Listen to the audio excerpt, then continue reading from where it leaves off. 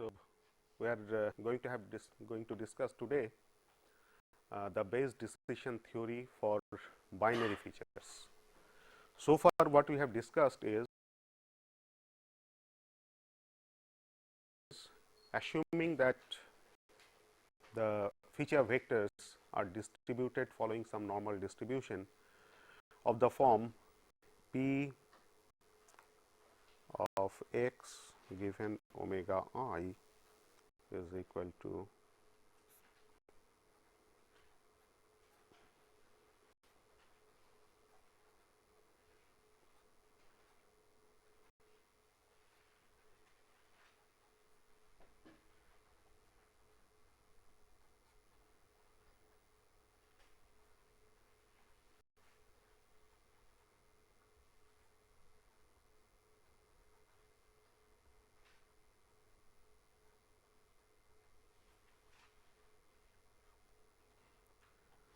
so this is the expression for a multivariate normal distribution, and we have seen that in this expression where sigma I represents the covariance matrix, that for different conditions of covariance matrices we can have different types of classifier. So, the first case we have discussed is if the covariance matrix for every class I is of the form sigma square into identity matrix I, where both this covariance matrix is of dimension d by d, where our feature vectors are of dimension d, and this identity matrix is also of dimension d by d.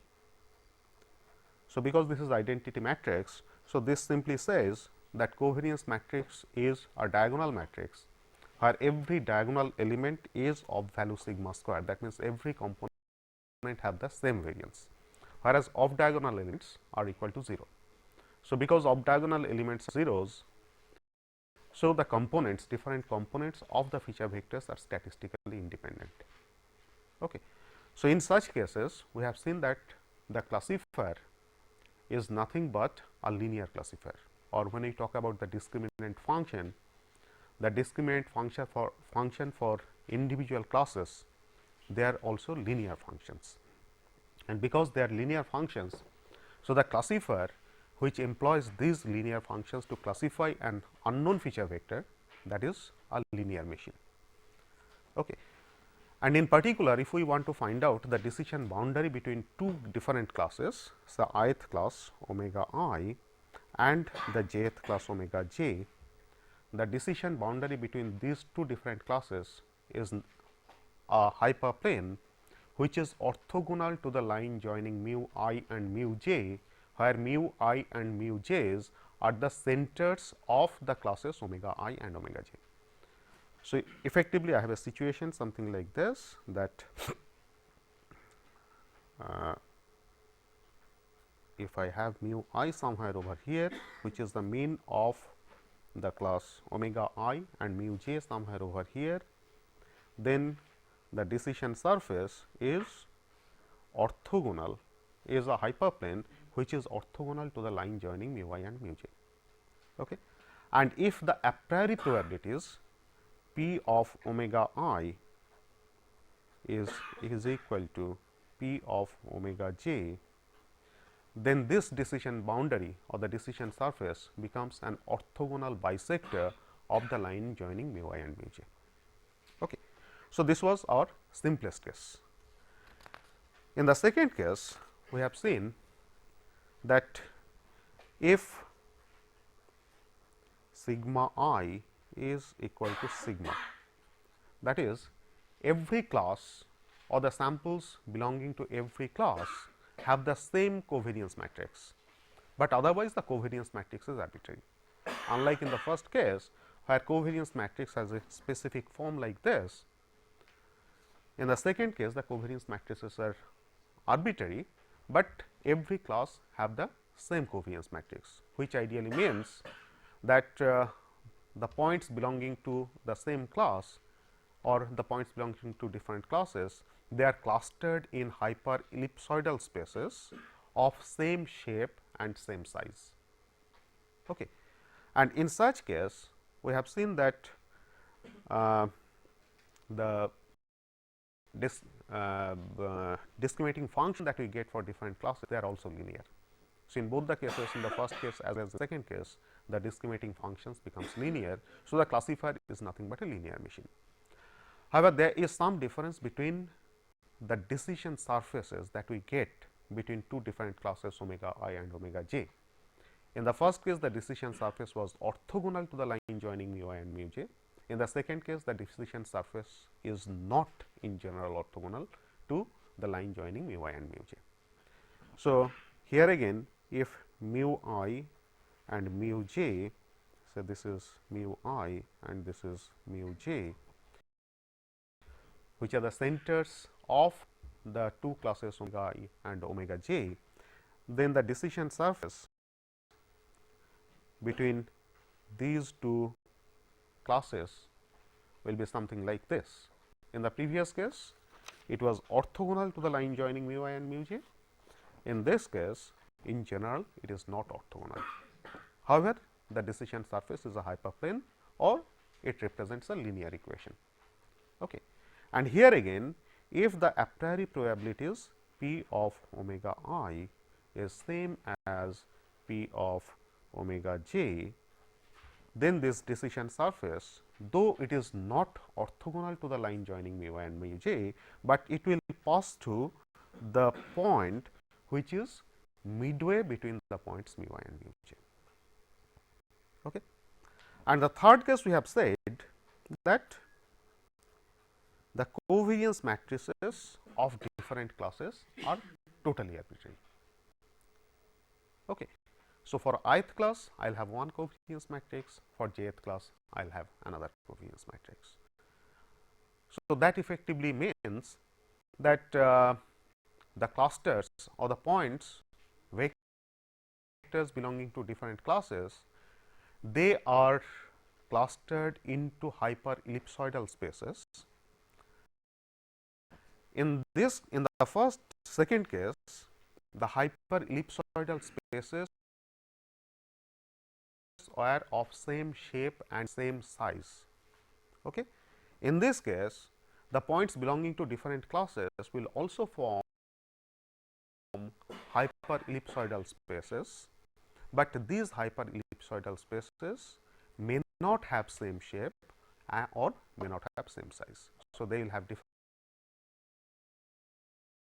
shapes as well as different sizes, but the points belonging to the same class, they form an hyperellipsoidus.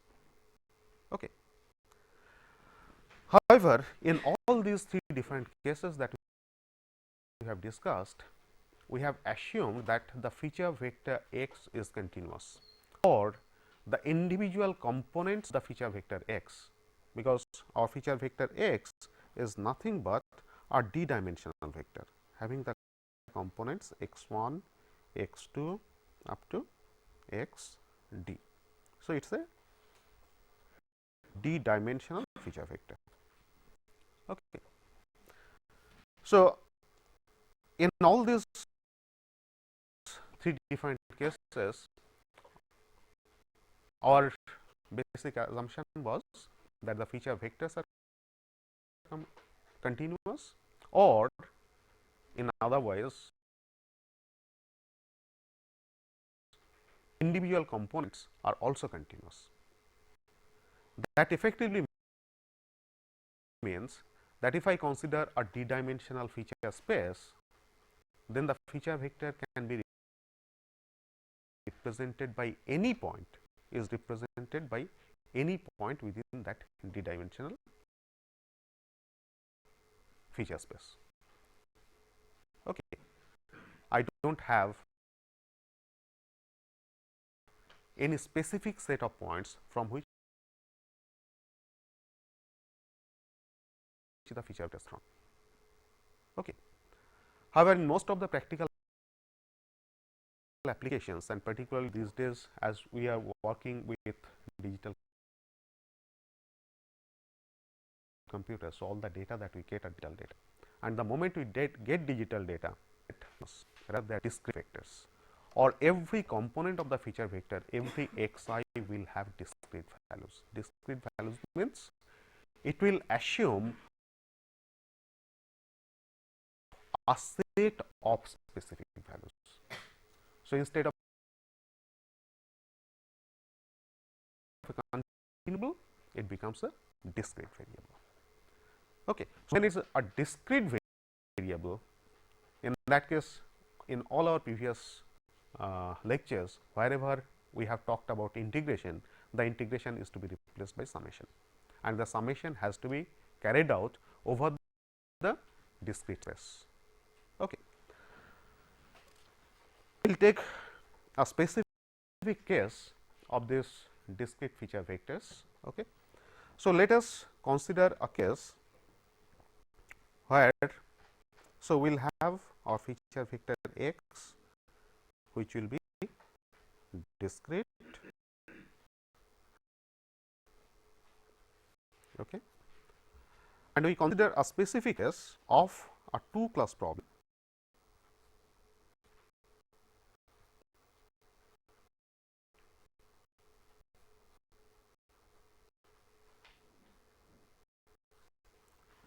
And the feature vectors we will assume to be binary vectors.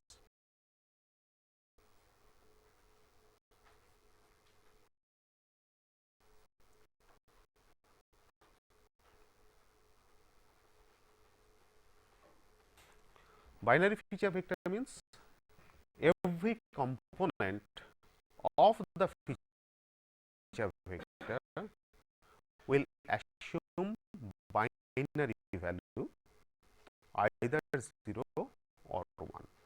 Okay. So, when I have this feature vector x, which is given by x1, x2 up to xd, again we assume that we have d-dimensional feature vectors. Okay. Every component of the feature vector x1 or x2 or x3 can assume either a value equal to 0 or equal to 1. Extend to a particular class, it will say whether a particular feature is present or it is absent. Okay.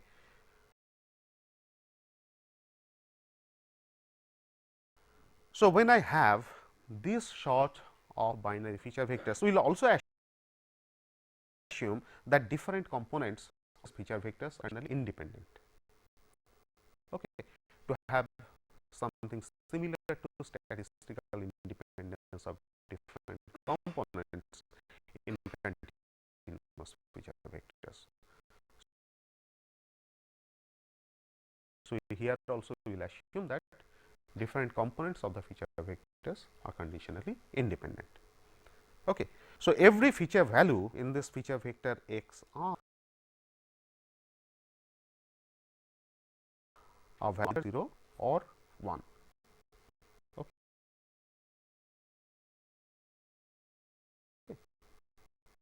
So, we will say feature is present or the feature is absent, and correspondingly the probabilities will be something like this. So, every component will be represented by a value.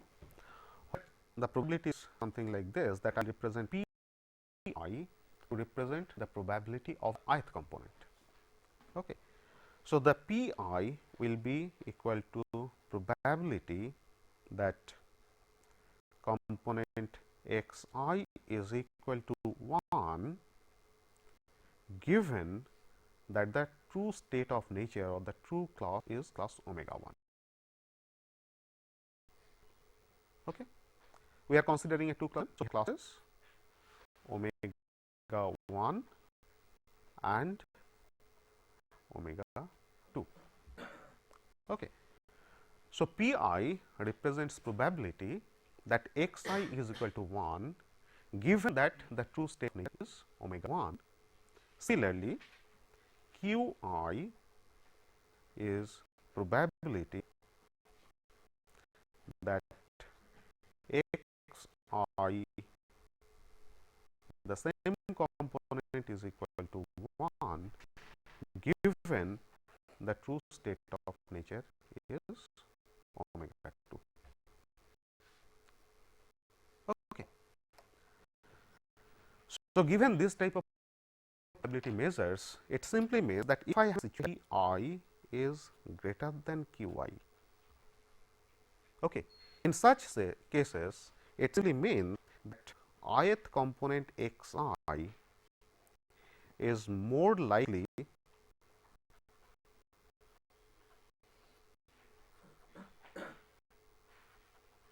to if x belongs to class omega 1. Okay. Because it is the probability of assuming a value equal to 1, right, when the true state of nature of the true class is omega 1 or when the true state of nature or true class is omega 2. So, if P I is greater than Q I, that simply means that if the sample is taken from class omega 1, then it is more likely that the ith component x 1 will have value equal to 1, or x I will have a value equal to 1 more frequently if the vector is taken from class omega 1. Okay. And if it is taken from class omega 2, then it is less frequent that the ith component x I will have a value equal to 1. Is that okay? So, situation. Now, let us see that what are the cases in which this kind of feature vectors are more useful. Say for example, if I want to determine the health of a power plant, then what we normally do is there are a number of sensors which are used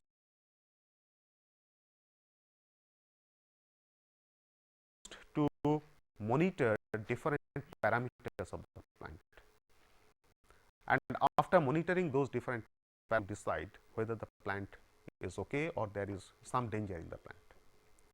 Okay.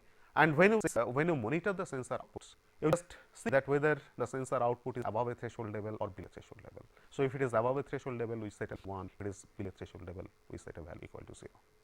Okay. Or let me take a more obvious example. When you go to the market purchase oranges, okay, you must have noticed that even in our tech market, you usually get two types of oranges, okay, which are used at Nagpur, one type of orange which are coming from. Have you noticed any difference in appearance?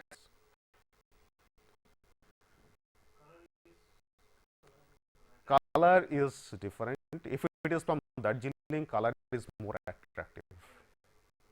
It is really orangey color, right? It is more yellowish. Whereas oranges from Nagpur, they are more greenish, right? And if it becomes quite old, it becomes more reddish. Okay. If you look at the surface texture,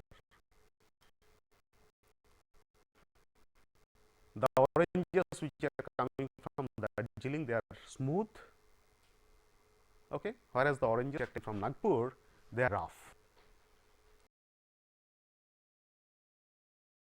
Okay. So, if simply based on these two features, I want to determine, I want to have an automated machine which will simply classify whether this is a Darjeeling orange or a Nagpur orange. Okay. So, it will try to take that decision based on the color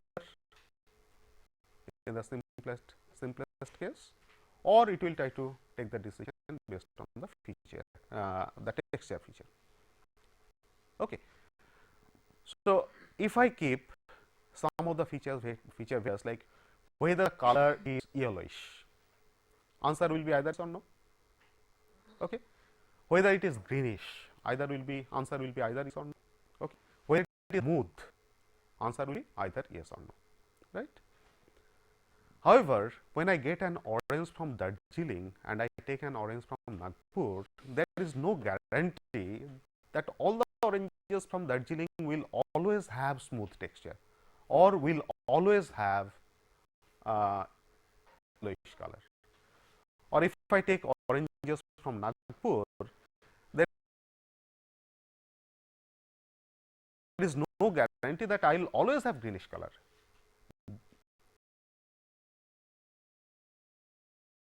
Nagpur even may produce some oranges which will have a yellowish color or which will have smoothness, right. So, there it probably that an orange produced at Nagpur will have yellowish color. Okay. So, it is not necessary if that color to be that for all the oranges coming from Nagpur, that binary value will always be equal to 0. It is not, I may get values which are equal to 1, but that is less frequent than the value equal to 1 when the oranges are taken from the Darjeeling. Okay. So, simply over here, if that feature I put as the ith feature xi, okay, then pi will be more frequently equal to 1, sorry, xi will be more frequently equal to 1 if this omega I is Darjeeling, and this will be frequently equal to 1 if omega 2 is from Nagpur, is greater than, right. So, it simply explains this particular situation, that if for oranges coming from Darjeeling, I will have more number of oranges having yellowish color than the number of oranges I get with yellowish color from the Nagpur oranges. Okay. So, this is a typical situation like this. What does conditional independence mean? The texture and the color, they are independent. I mean, if the texture is rough, that does not necessarily mean that the color will be greenish, or if the texture is smooth, that does not necessarily mean the color will be yellowish. One is pressure inside the boiler and temperature inside the boiler. They are not independent, because if temperature increases, the pressure will increase. I mean, just from the basic laws of gas. Okay. So, they are not independent, they are dependent. So, when I try to select the features, I should select in such a way that the features are independent, because that is okay. So, if I assume that the features are conditionally independent, then the same probability function I can write as p of x given omega 1, okay, where x is the feature vector which has d number of binary valued feature components. Okay. So, this p of x given omega 1 pi is the probability that x I equal to 1 given the true state of nature is omega 1. Okay. But it also has a finite probability that it may have a value equal to 0. So, I have to consider that as well. So, it is pi to the power x I into 1 minus pi to the power 1 minus x I. Obviously, if x I 1 minus x I equal to 0, if x I equal to 0, 1 minus x I equal to 1. Okay. And because components are conditionally independent, so the probability product of independent products. So, this I have to take for I is equal to 1 to d, as I have d number of components. Okay. So, this is the class conditional probability of a feature vector x. Okay. if the state of nature is omega 1, right. So, in the same manner, I can write P of x given omega 2, that is cross conditional probability if feature vector. Now, the probability of x I equal to 1 when the true state of nature is omega 2 is q I. So, I will have q I to the power x I into 1 minus q I to the 1 minus x I fact from I is equal to 1 to d. D is dimension of the feature vector. So, I have d number of components in the feature vector. Okay. So, these are the two class conditional probability values. Okay. Now, from here we find out what is called likelihood ratio.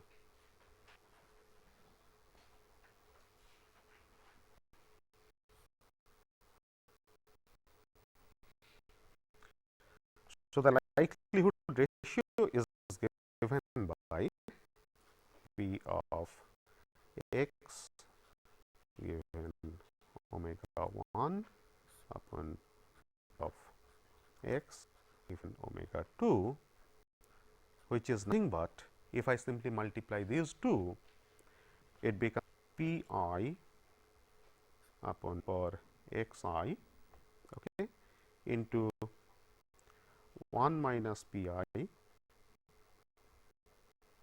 upon 1 minus q I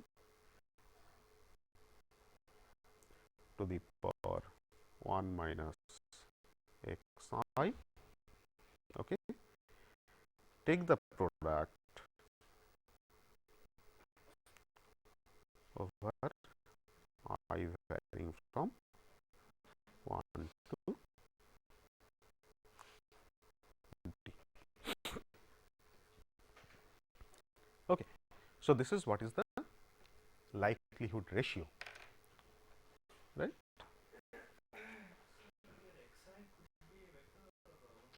X I is a single component, it is a scalar. Yeah, x I is a single component. Okay.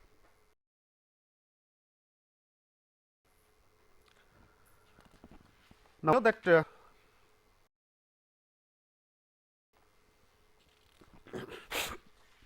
the decision surface or decision function between the classes, given two classes, is given g x is equal to log of p x given omega 1 upon p of x given omega 2 plus log of p omega 1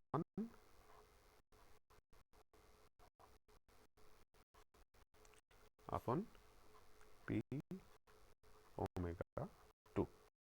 This we derived earlier. Okay. Now, we put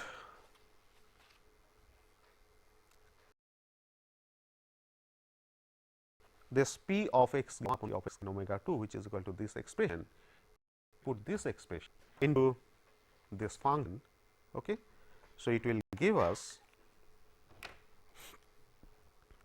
because we are taking logarithm, so here will be converted to sum of logarithm functions. Okay. So, what I simply get is g x is equal to summation of x I, because here x y was a or, right. So, this will become a product of the in the logarithmic term. So, it is x I then log of I 1 minus x I log of 1 minus p I upon 1 minus q I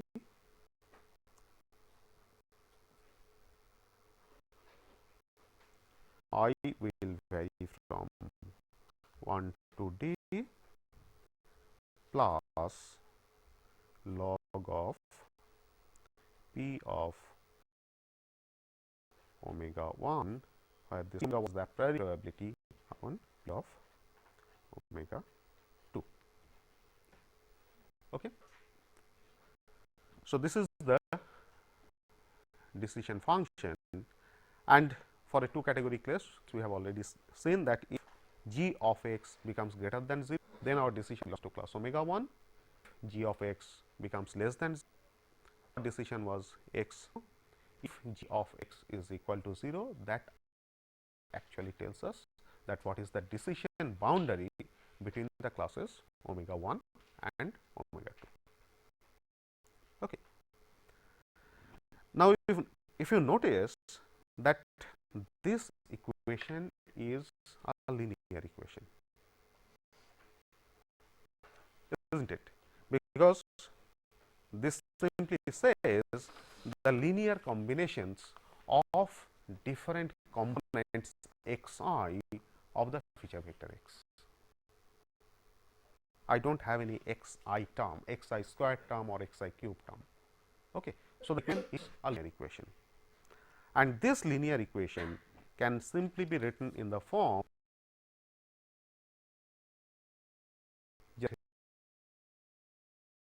equation. I can write it in the form g x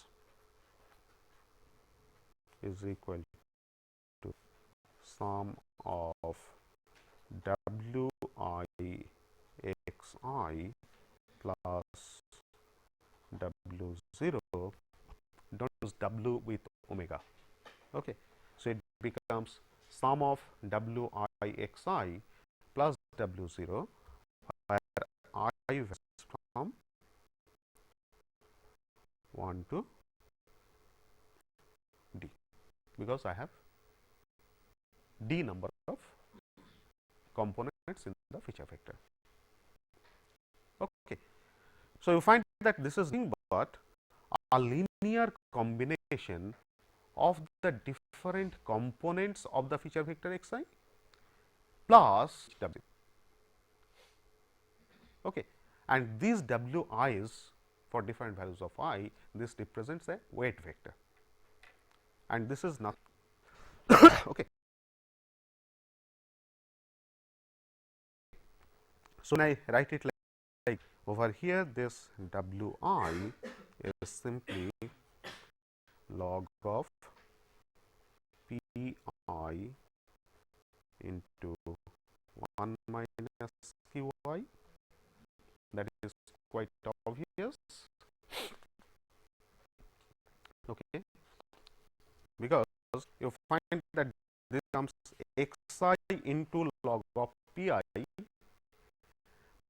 minus x I into log of 1 plus p I or plus x I into log of 1 minus. Okay. So, this 1 minus q I term that goes to the numerator, and 1 minus p I term that comes to the denominator. Okay. So, it simply becomes log of p I into 1 minus q I upon log of p I into 1 q I into, okay, where I varies from 1 to in the weight vector as well, and w naught, that is the threshold, given by log of 1 minus p I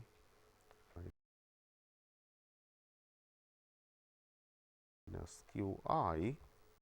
Okay.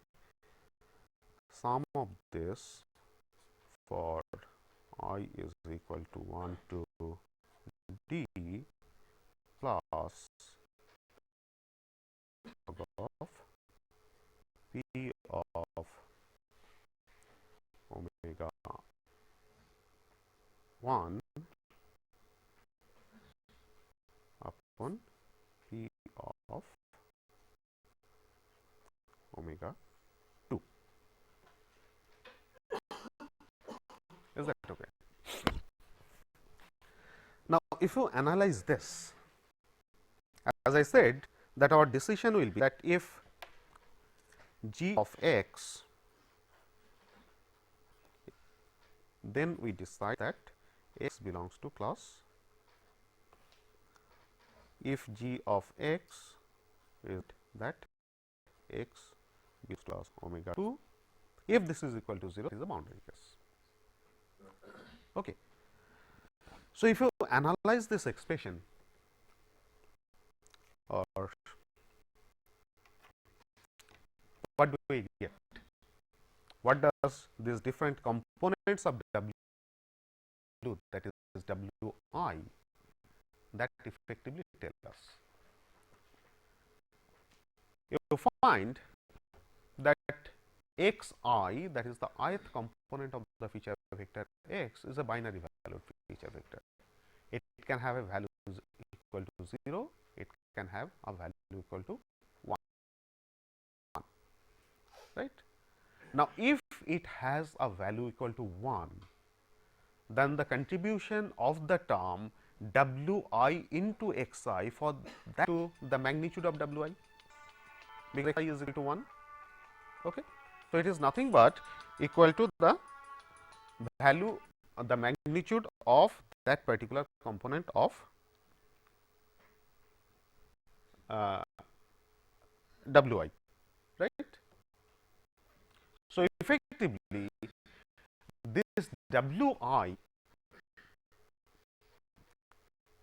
magnitude of it simply tells you that what is the importance or what is the relevance of the component x I in decision making, that whether the sample will belong to class omega 1 or the sample will belong to class omega 2. If value of W I is very large, then x I has more weightage to decide about the class.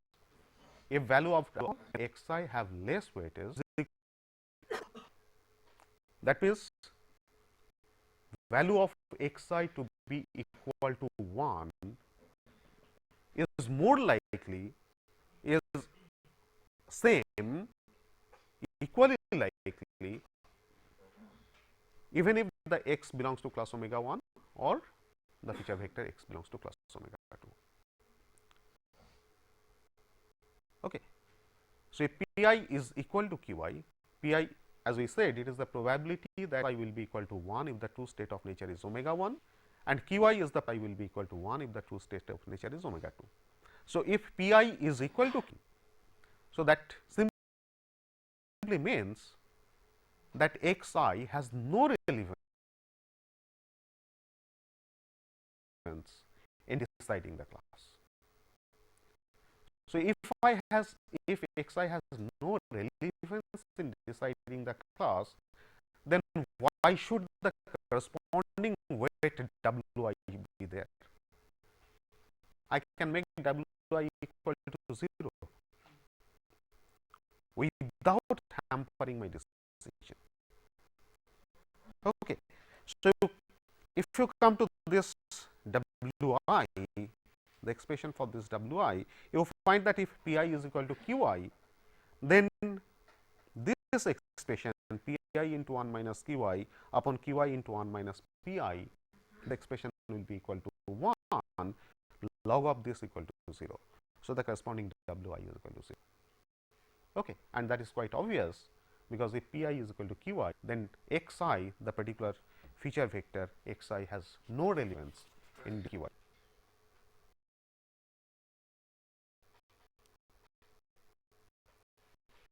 Okay. If P I is greater than Q I, then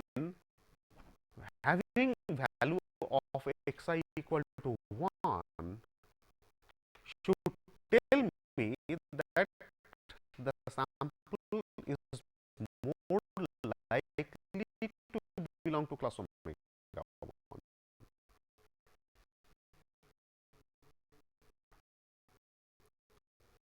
than to belong to class omega 2, right. Whereas, if Pi is less than Qi, then the sample xi equal to 1 tells me that it is more likely to belong to class omega 2 than its likelihood to be. Obviously, 1 minus Qi is greater than 1 minus Pi, right. So, in this expression, the numerator becomes larger than the denominator. So, this value is greater than 1, and when this value is greater than 1,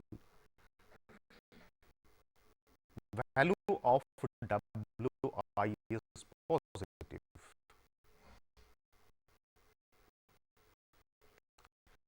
If value of Wi is positive, what happens to my Gx? Not necessary. It depends upon other values of I as well. Okay. So, effectively I can say that if xi is equal to 1, that particular component, then this component xi gives a vote of value Wi to Gx decide that this feature vector x belongs to class omega 1. So, it gives a vote equal to the corresponding weight in favor of 1. Is it okay? Then 2, right. So, 1 minus Qi will be less than 1 minus Pi. So, numerator becomes less than denominator. So, this term is a fraction which is less than 1, log of this will be negative. That means Wi in that case is negative. If Wi is negative, that means the corresponding xi into Wi is trying to make Gx less than 0, trying to make, whether or not depends upon other Wi into xi term. Okay. Because it is subtracting. So, it is giving a vote which is equal to modulus of Wi in favor of class omega 2. Okay. So, if Pi is greater than Qi, the component xi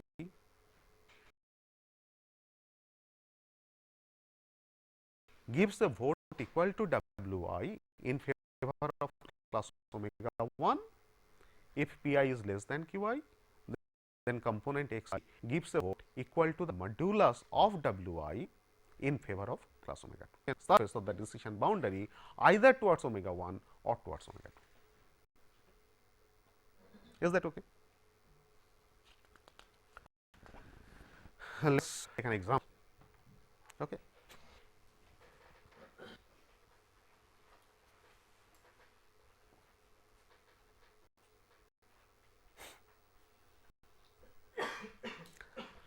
So, let us consider this or 3-dimensional feature.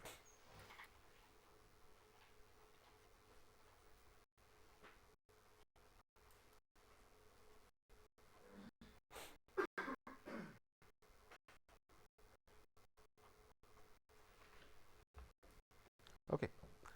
And let us let us consider a 2 problem.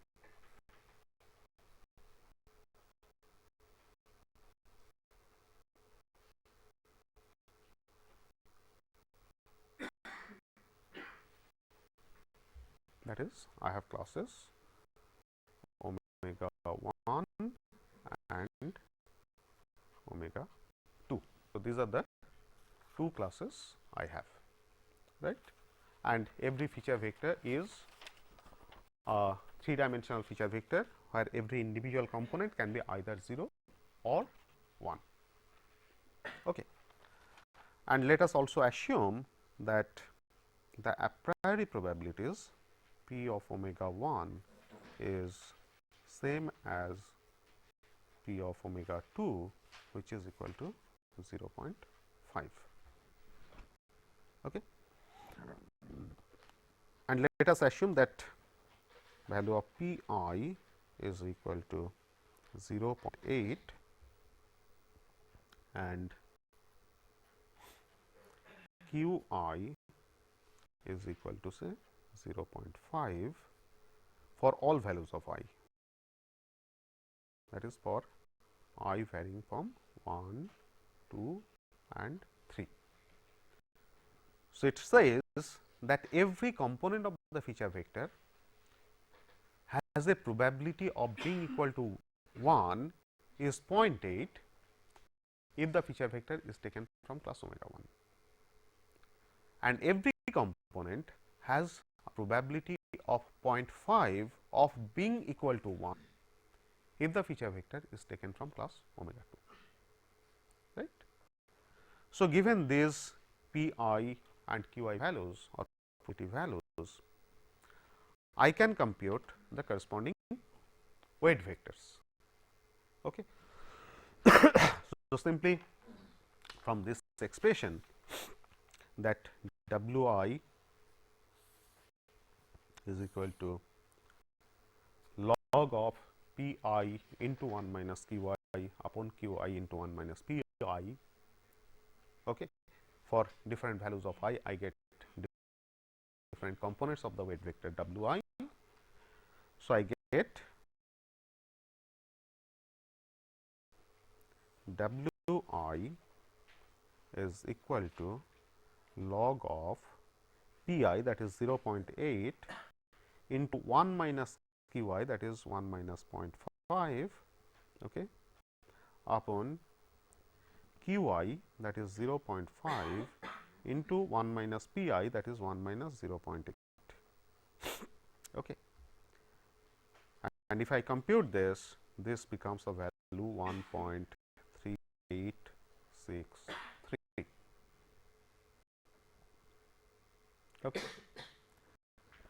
And the threshold W naught given by this expression, W naught is equal to log of 1 minus p I upon 1 minus q I, take the summation for I is equal to 1 to d, plus log of p omega 1 upon p omega 2. Okay. Now, over here 5. So, this last term log of p omega 1 upon log of p omega 2, that will be equal to 0. So, what I have to compute is simply this term W naught is equal to log of 1 minus p I upon 1 minus q I, take the summation over I is equal to 1 to d. Okay. So, this W naught will simply log of 1 minus p I, that is 0.8 upon 1 minus q I, that is 0.5, this component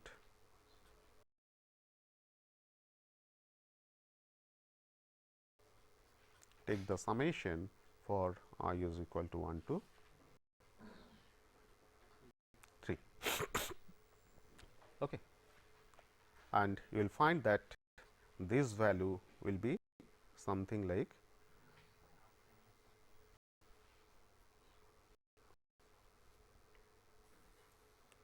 you verify these values whether we are truly getting these values or not. So, assuming this, our decision surface G x will be given by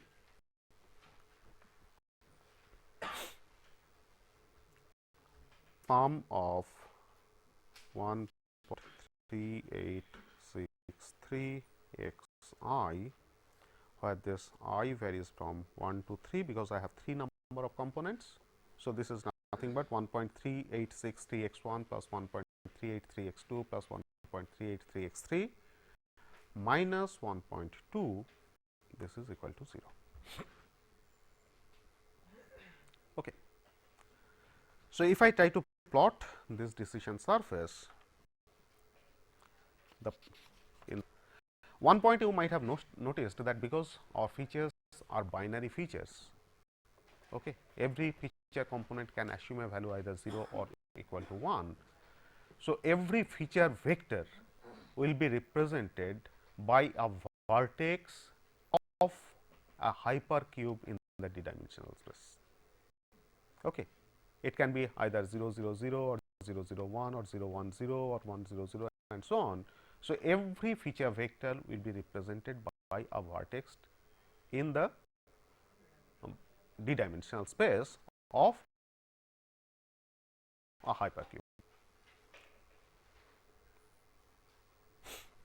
So, let us take a cube in this 3-dimensional space.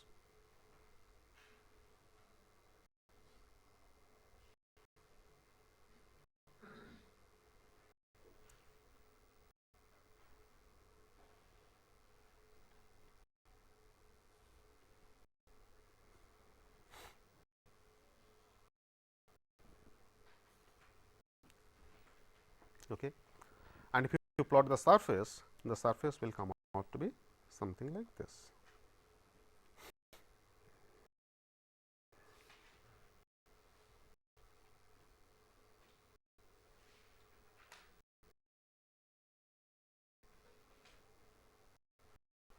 Sorry.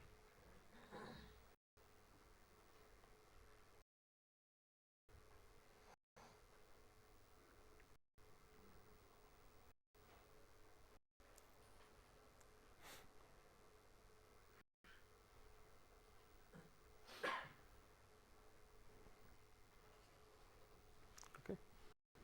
So, this is our decision surface.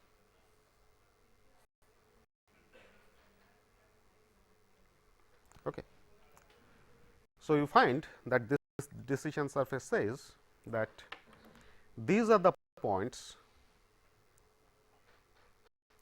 which lie on one side of the plane, and these are the points which lie on the other side of the hyperplane.